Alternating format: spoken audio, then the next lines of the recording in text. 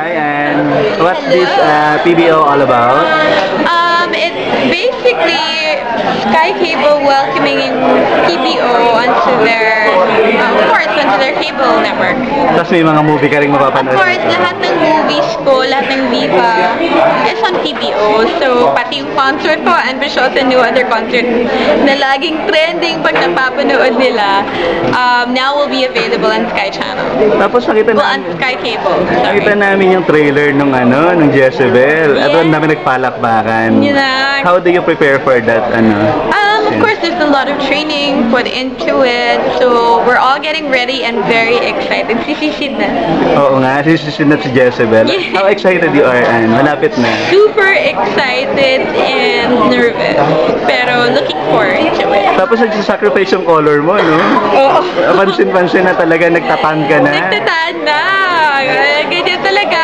Kailangan, it comes with what I'm doing. So, okay lang. Tapos parang hindi ka na masyadong nakikita sa Showtime. Totoo bang parang you will sacrifice Showtime rather than No, Jezebel? I'm not leaving Showtime, but of course there will be days na absent ako. Pero di po ako aalis ng Showtime. Hindi. So, pagbaga ngayon lang inaasikaso mo yung Yes, we're just doing 1 day absences or 2 to 3 days, depende kung out of town, pero hindi pa aalis.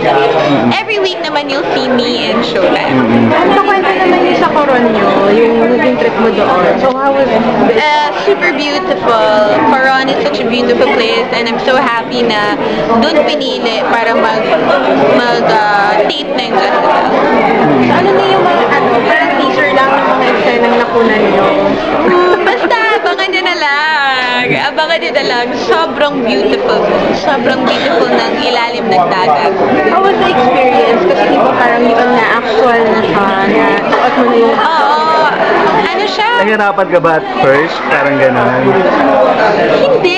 Parang it came very naturally na. No, I think it's because syempre bata ka pa lang, pagkatapos mo manood ng The Little Mermaid, ang utak ng isang bata, gusto nila maging mermaid, diba? So, kahit nasa swimming pool ka man or nasa beach ka, alam kong at one point in our lives na imagine mo mag-swimming ka parang mermaid. So, this time, it's happening for real. How do you experience, kumbaga, compare yung sa Diyos sa before na ngayon na talaga ikaw na Yung talaga? Diyos kasi ang dami niyang anyo na pinapalitan, diba? Diyos sa agua, Diyos sa cielo. Ito, Jezebel is Just ano, no? Jezebel is Jezebel. Aside from this, kasi di ba may film ka pa? Yeah.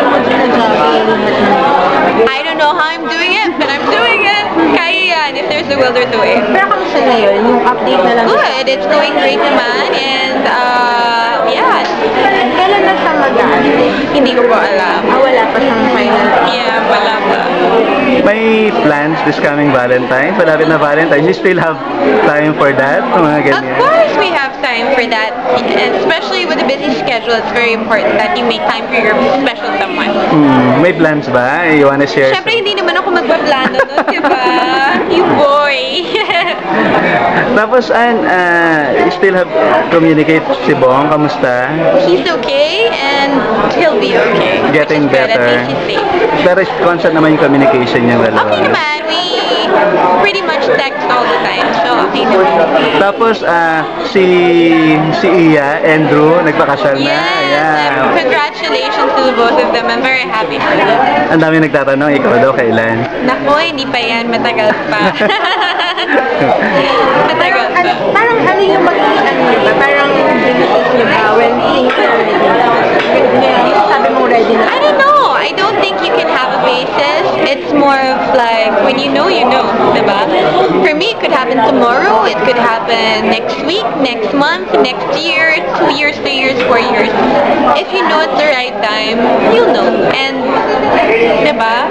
Nothing will stop it from happening. Anong secret niyo together? Kumbaga, ang tagal niyo na rin, no? Tulad nila Do and Iya, na even up to now, you're still there in spite of many... I think it's just having respect for each other's time, for each other's craft, and making it work because you want it to work.